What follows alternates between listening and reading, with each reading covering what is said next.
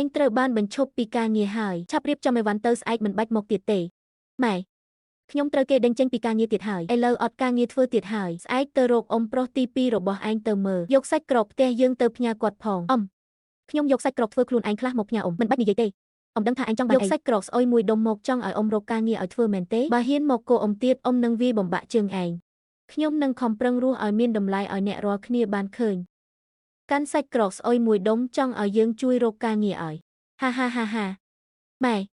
អ៊ំដេញខ្ញុំចេញមកវិញហើយគាត់មើលងាយខ្ញុំណាស់អ៊ំឯងគេមានលុយគេមើលងាយគ្រប់គ្នានឹងឯងត្រូវតែខំប្រឹងឡើងពេលថ្ងៃធ្វើការធ្ងន់នៅការដ្ឋានសំណង់ពេលយប់លក់សាច់អាំងតាមចិញ្ចើមថ្នល់ម្ចាស់ហាងបាននៅចាំបន្តិចបង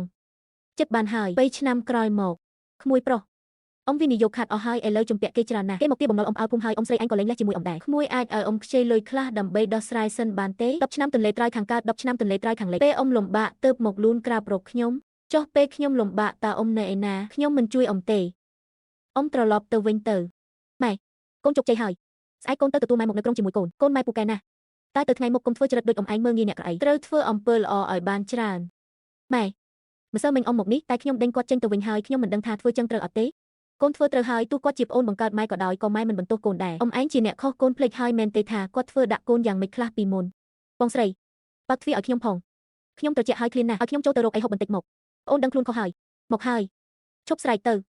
ពេលមានមិនដែលមកលេងពេលអស់ទើបនឹកឃើញយើងមែនទេកុំមើលងាយអ្នកដែលក្រជាងអ្នកព្រោះថ្ងៃក្រោយគេអាចនឹងក្លាយជាអ្នកមានគុណរបស់អ៊ំវិញក៏ថាបាន